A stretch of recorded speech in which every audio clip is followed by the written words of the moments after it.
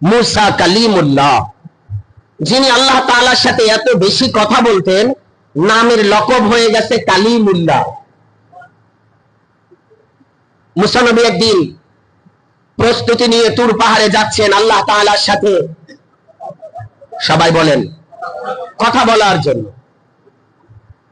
হঠাৎ করে রাস্তার কিনারায় লক্ষ্য করে তাকায়া দেখে একজন ধনী ব্যক্তি, যার টাকা পয়সার কোনো অভাব নাই, অর্থকরী সম্পদের কোনো অভাব নাই, এমন একজন ব্যক্তি রাস্তার কিনারায় বসে আছে। ডাক দিয়ে বলে, পয়গম্বর আপনাকে সালাম, আর আমি আপনার কাছে জানতে চাই আপনি কোথায় যান? বলে, আমি আল্লাহ তাআলার সাথে কথা বলতে তুর পাহাড়ে যাই। বলে, আপনি আল্লাহর সাথে যখন কথা বলবেন, আমার একটা দরখাস্ত আল্লাহকে জানাবেন কিনা? দিল দিয়ে শুনবেন কথাটা, মনোযোগ। মুসা কালিমুল্লাহ বললেন, বলো। ওই বড় লোক ধনী ব্যক্তিটিকে বললেন, হুজুর, আল্লাহ তাআলা আমাকে এত বেশি সম্পদ দিয়েছে, আমি সম্পদের হিসাব রাখতে পারি না, সম্পদের সঠিকভাবে গণনা করতে পারি না, সম্পদ পরিচালনা করতে পারি না। আমি আপনার কাছে জানতে চাই, আল্লাহ তাআলার কাছে জিজ্ঞাসা করবেন, আমার এই সম্পদ আমি কমাবো কেমনে? যদি আল্লাহ আমাকে একটা উপায় দেয়। সম্পদ কি করবে? আমাদের দেশে আপন ভাইয়ের বিরুদ্ধে সম্পদ কেমনে ভাইয়েরটা কমান দেয়, এমন নাই?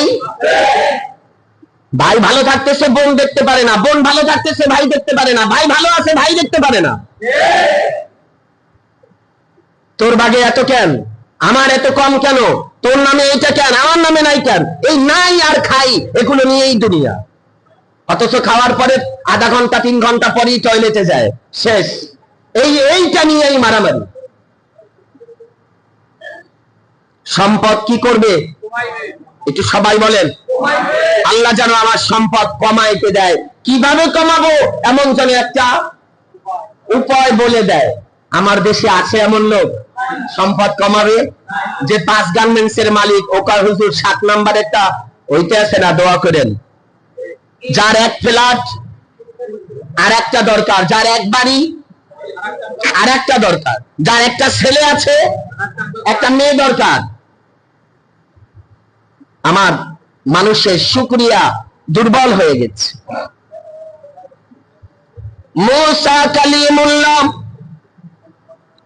আল্লাহ তাআলার কাছে কথা বলতে যাবেন, ধনী ব্যক্তি ডেকে বললেন, পয়গম্বর, আপনি আল্লাহ তাআলার কাছে যখন কথা বলবেন, আপনার কথা শেষ করে আমার বিষয়ে একটু কথা বলবেন।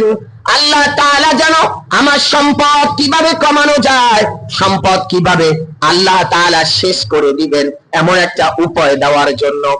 অনেক দান সদকা করি, কিন্তু সম্পদ কমে না। একবার বড় বড় কাফেলা দিয়ে দেই, সম্পদ কমে না, খালি বাড়ে। আপনি আল্লাহ তাআলার কাছে আজকে জিজ্ঞাসা করবেন। মুসা নবী বললেন, ঠিক আছে, আমি যখন আল্লাহ তাআলার সাথে কথা বলবো, তোমার বিষয়টাও। মুসা কালিমুল্লাহ যেতে যেতে যখন একেবারে তুর পাহাড়ের নিকটবর্তী 3-4 রাস্তার মোড়ে, এমন সময় তাকায়া দেখে একজন মহিলা চুলগুলি এলোমেলো করে রাস্তার মাঝখানে বসে জোরে জোরে বিলাপ করছে, আর ডেকে বলে, মুসা কালিমুল্লাহ, আপনি আল্লাহ তাআলার সাথে কথা বলতে যান, আমার একটা কথা শুনে যান। আজকের যখন আল্লাহ তাআলার সাথে কথা বলবেন, আমার জন্য একটা কথা আল্লাহ তাআলার কাছে জিজ্ঞাসা করবেন। আমার ধন সম্পদ কিছু নাই, একটা মাত্র শুধু খেজুর পাতা আর একটা ঘর। বৃষ্টি পড়লে পানি পড়ে, কথা বলে না? আকাশ থেকে বৃষ্টি পড়লে ঘরের ভিতরে পানি পড়ে, ঘুমাতে পারি না। একদিন খাবার খেলে 2 দিন 3 দিন রোজা রাখতে হয় অনাহারে, পানি পান করে, মাঝে মাঝে পানিও পাই না। একটা মাত্র সন্তান, তার ভরণ পোষণ দিতে পারি না, মাও না খেয়ে সন্তানও না খেয়ে। আল্লাহ তাআলার কাছে যখন যাবেন, আপনি গিয়া বলবেন, এই সম্পদ বাড়ানো যায় কিভাবে, টাকা পয়সা হয় কিভাবে, একটু আল্লাহ যেন আমাকে উপায় বলে দেয়। খুব খেয়াল করে শুনবেন কথাটা, সবার জন্য শিক্ষা, ইমাম থেকে মুসল্লি পর্যন্ত সবার। মুসা কালিমুল্লাহ বুড়িমার কথা শুনে বললেন, মা আমি আল্লাহ তাআলার সাথে যখন কথা বলবো আপনার বিষয়টা বলবো, জানাবো। ঠিক আছে। মুসা নবী রওয়ানা তুর পাহাড়ে। একেবারে পাহাড়ের পাদদেশে গিয়া তাকায়া দেখে একজন ব্যক্তি বসা, যার হাত নাই, পাও নাই, দুই হাত দুই পা কিচ্ছু নাই, শুধু শরীরের দেহটা আছে। মুসা কালিমুল্লাহকে দেখে সালাম দিয়া দিলেন। এক চক্ষু চোখে দেখতে পায় না, তেমন সামান্য করে চোখে দেখতে পায়। যেমন সুস্থতা নাই, অসুস্থতা, দাঁতগুলি এলোমেলো বড় বড়, কানগুলি খাড়া খাড়া।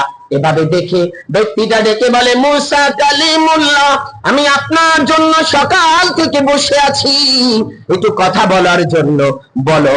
বলে, আল্লাহ তাআলার সাথে আপনি যখন কথা বলবেন তখন আল্লাহ তাআলার কাছে আমার একটা বিষয় জানতে চাইবেন। আমি তো দুনিয়ায় বৃষ্টিতে বসলে আবার বৃষ্টিতে ভিজে রোদ্রে শুকাই, আমার ঘুমানোর কোনো জায়গা নাই, থাকার কোনো জায়গা নাই, খাবার দাবার মানুষ যদি আমাকে এক বেলা খাওয়ায়া দেয় তবেই খাবার খাই, কারণ হাতও নাই, খাবার তুলে যে খাবো এমন উপায় নাই।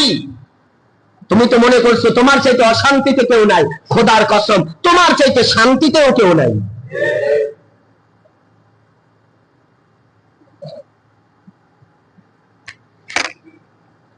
মুসা কালিমুল্লাহর কাছে হাত নাই, পা নাই, ব্যক্তিটা যার কান বড় বড়, দাঁতগুলি উঁচু, চোখে স্পষ্ট তেমন দেখতে পায় না।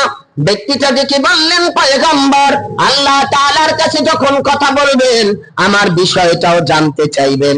আমি তো হাত নাই, পা নাই, আমি একেবারে মাজুর ব্যক্তি, কিন্তু আল্লাহ তাআলার আমি দুনিয়ায় কোনো কাজে লাগি না, মানুষ আমাকে কাজে নেয় না, টাকা পয়সা দেয় না, আমি কোনো কাজ করতে পারি না, আমার স্ত্রী নাই, সন্তান নাই, হাত দিয়ে ধরতে পারি না, পাও দিয়ে চলতে পারি না, খাবার খেতে পারি না, কানের ভারে মাথা জাগাতে পারি না।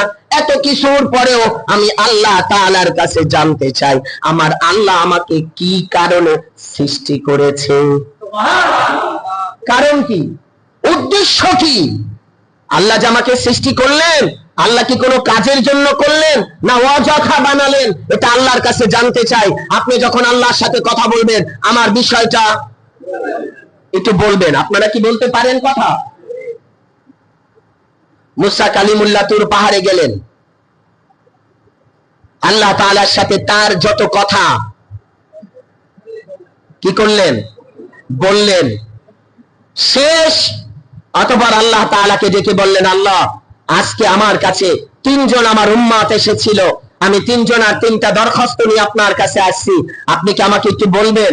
আল্লাহ বললেন, মুসা কালিম আপনি বলেন।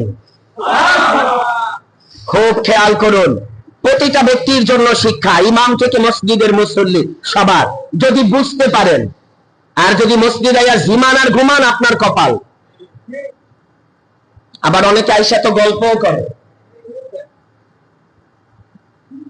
মুসা কালিমুল্লাহ ডেকে বলে, আল্লাহ আমি আসার পথে একজন ধনী ব্যক্তির সাথে আমার দেখা, তিনি আমাকে ডেকে বললেন তার ধন সম্পদ কখনো কমে না, যত বেশি দান করে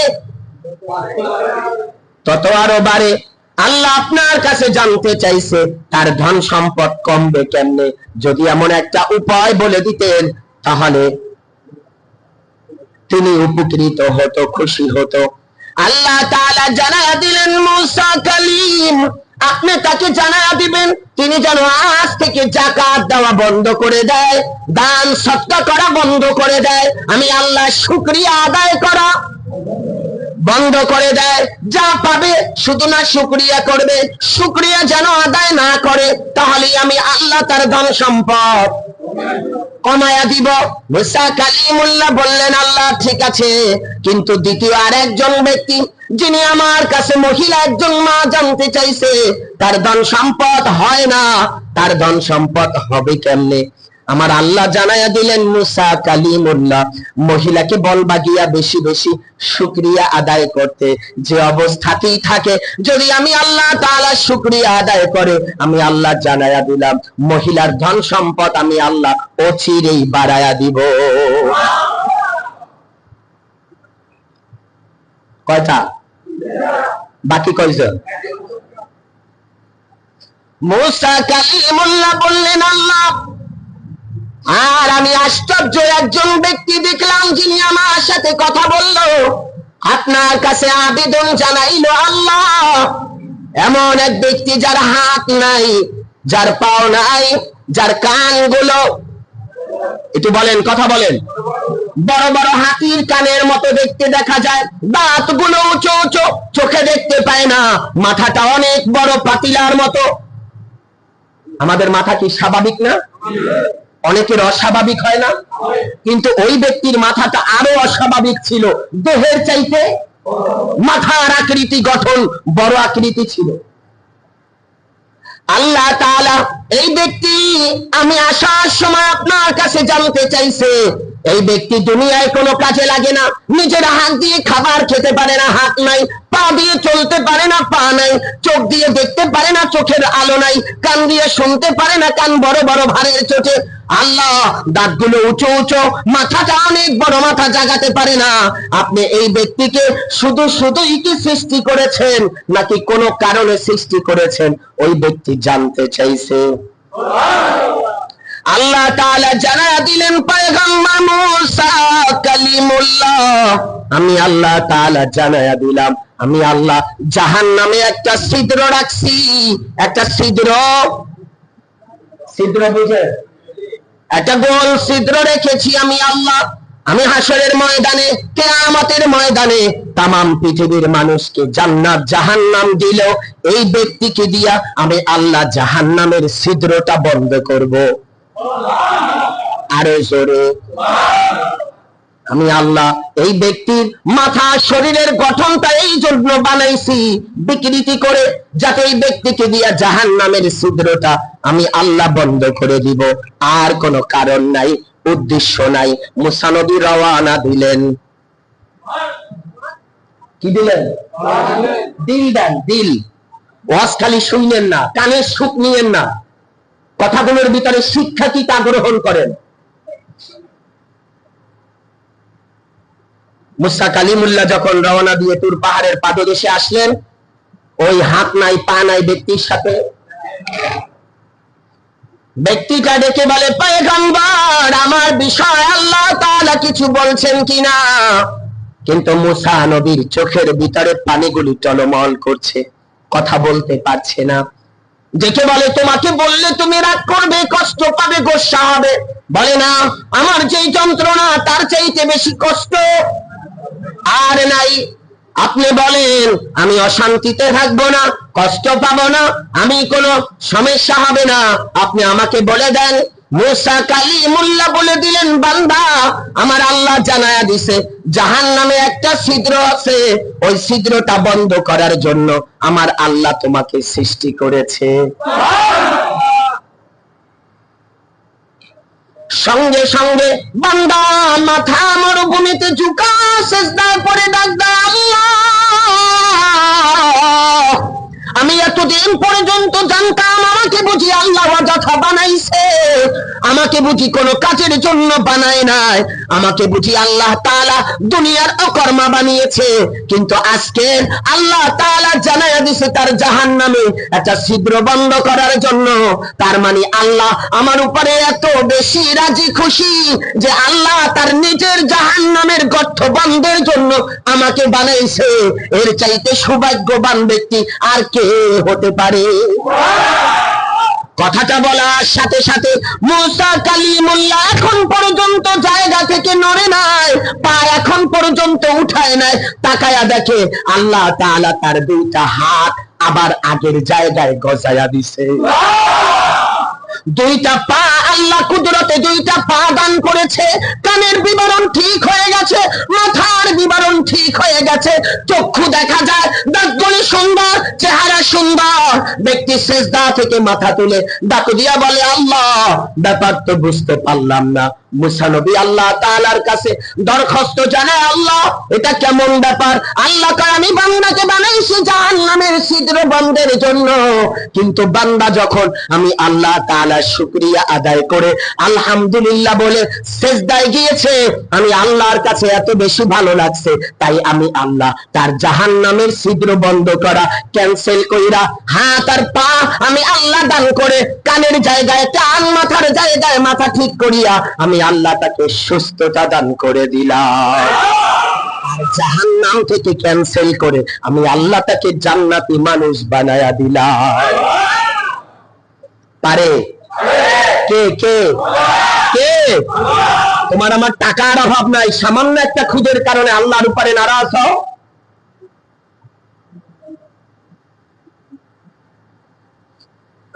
বন্ধুরা, ভাইয়েরা, বাবারা, মুসা কালিমুল্লাহ আশ্চর্য দেখে আল্লাহ শুকরিয়া আদায় করলেন। কিছুদূর রওয়ানা, মা আছে না, মা একজন মহিলা, যার অর্থ করি নাই, অর্থ করি, টাকা পয়সা কিছু নাই, তার কাছে আসলে মহিলা দেখে বলে, হুজুর আমার বিষয়টা কেউ আল্লাহর কাছে বলেছেন? আল্লাহ তাআলার কাছে বলেছি। আল্লাহ বলছে তোমার যা আছে, আবার বলেন, এরা সবার শিক্ষা, আবার বলেন কি? যা আছে আমরা করি,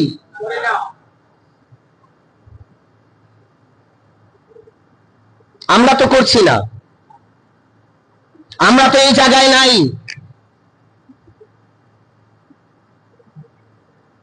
মহিলা, তুমি যদি যা আল্লাহ তোমাকে দিয়েছে যদি তার শুকরিয়া আদায় করো, তাহলে আল্লাহ তোমার ধন সম্পদ। মহিলার উত্তর শোনেন, আপনাদের ভিতরে এই উত্তর আছে কিনা মিলাইয়া নেন। মহিলাকে আছে কি? শুকরিয়া করবো কি? নাউজুবিল্লাহ বলবেন না। আমার আছে কি? শুকরিয়া করব কি? আল্লাহ তাআলা সঙ্গে সঙ্গে জিবরাইল আমিনকে পাঠায়া একটা ঝড় তুফান দিয়া যেই ভাঙাচোরা ঘর আছিল এটারও ফালাইয়া দিল। সঙ্গে সঙ্গে মহিলা সিজদায় পড়ে গেছে, আল্লাহ আমি আর নাশুকরি করব না। আল্লাহ কয় না, তোমার দরখাস্ত ক্যান্সেল হয়ে গেছে, আমি আল্লাহ তোমাকে পরীক্ষার জন্য পাঠাইছিলাম, যদি একবার শুকরিয়া আদায় করতা আমি আল্লাহ তোমার ধন সম্পদ দিয়া গোটা 14 পুরুষকে ভরপুর করে দিতাম। মুসা নবী রাগান্বিত হয়ে বের হয়ে গেলেন। তোমার মতো জালিম মহিলার কাছে থাকলে আল্লাহ মাত্র ঝড় দিয়া ঘর নিছে, কিনা কিছুক্ষণ পরে তুফান দিয়া আমারও নেয়, তোমার কাছে থাকা যাবে না। মুসা কালিমুল্লাহ রওনা দিলেন। গেলেন কার কাছে? একটু বলেন বলেন। ধনী ব্যক্তি, সম্পদওয়ালা ব্যক্তির কাছে। মুসা কালিমুল্লাহ তাকে দেখার সাথে সাথে দৌড়ে আসলেন, পয়গম্বর আমি আপনার কাছে একটা দরখাস্ত জানাইছিলাম, আমার কথাটা আপনার মনে ছিল কিনা? মুসা নবী বলে, হ্যাঁ মনে ছিল, আল্লাহ তাআলার কাছে আপনার বিষয় কথা বলেছি।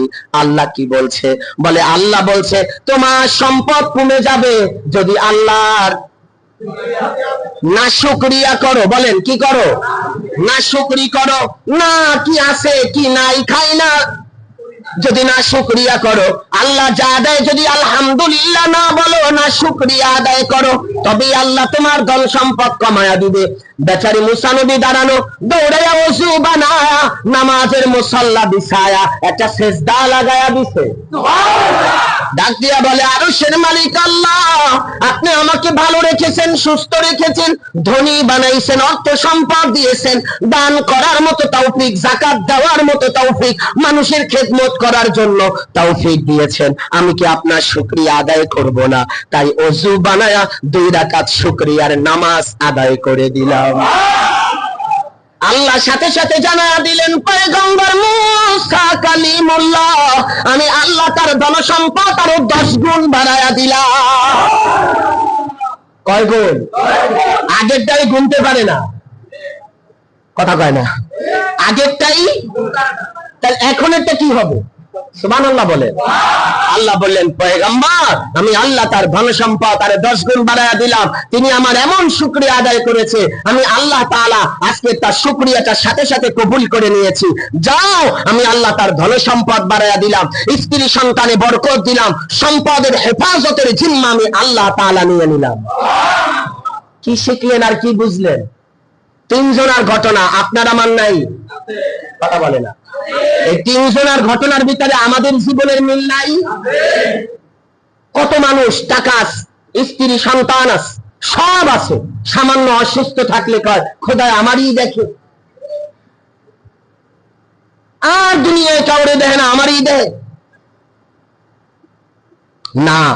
আপনি মনে করবেন এক বাগানের ভিতরে যদি ফুল থাকে পচাটা কেউ ছিঁড়ে না, কথা কয় না, ছিঁড়ে কোনটা? কেন? নজরও ভালোটার দিকে।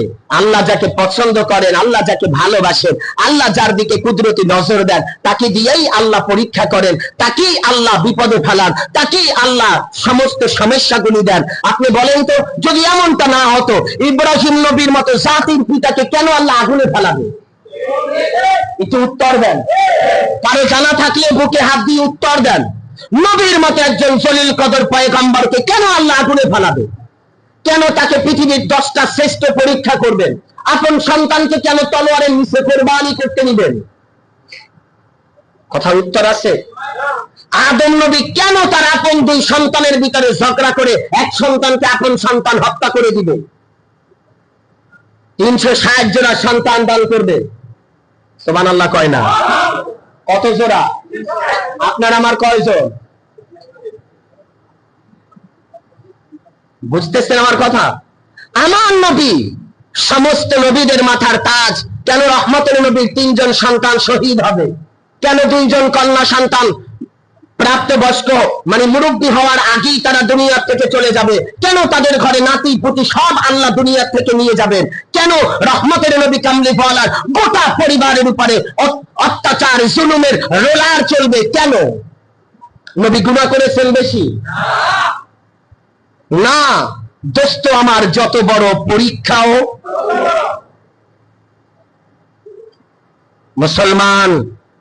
মুসলমান আমাদের পরীক্ষার সম্মুখীন হতে হয়। তাই পরীক্ষার ভিতরে যে ব্যক্তি ধৈর্য ধরতে পারে কামিয়াবি দেন কে? কাকে দেন? কাকে? ইয়া আইয়ুহাল্লাযীনা, একটু আগে বলছি না, ইয়া আইয়ুহাল্লাযীনা আমানুস্তাঈনু বিসসবরি ওয়াসসালাহ, নামাজের মাধ্যমে যারা ধৈর্য ধরে আল্লাহ তাআলা ওই ধৈর্যশীল ব্যক্তির সাথে থাকে, নামাজীর সাথে না। কার সাথে না? নামাজি ব্যক্তির সাথে আল্লাহ থাকেন না। আল্লাহ থাকে কার সাথে? ধৈর্যশীল ব্যক্তির সাথে। ধৈর্য ধরা লাগবে। আল্লাহ বলে ওয়া ইস্তাআযানা রাব্বুকুম লা ইন শাকারতুম লা আযীদান্নাকুম ওয়া লা ইন কাফারতুম ইন্না আযাবি লাশাদীদ। আমি যা দিছি তার থেকে যদি শুকরিয়া আদায় করো আমি আল্লাহ তোমার ধন সম্পদ সব বাড়ায়া দিব, আর যদি না শুকরি করো ওয়া লা ইন কাফারতুম ইন্না আযাবি লাশাদীদ, আমি আল্লাহ তোমাকে শক্ত আযাব দিব, কঠিন শাস্তি দিব, জাহান্নাম দিব, আমি আল্লাহর কুদরত থেকে তোমাকে বঞ্চিত করে দিব। আপনি তখন যাবেন কই? এটা আল্লাহু আকবার বলবেন না? তাহলে আমরা কি এখন থেকে প্রতিটা কাজে ধৈর্য ধরতে পারবো? বলেন ইনশাআল্লাহ। আল্লাহ আমাদের সকলকে ধৈর্য ধারণ করে আল্লাহ তাআলার শুকরিয়া আদায় করার, রাসূল আরবী সুন্নাত তরিকায় জীবনটাকে পরিচালিত করার তৌফিক এবং সুযোগ দান করুন। আসসালামু আলাইকুম ওয়া রাহমাতুল্লাহি ওয়া বারাকাতুহু। যারা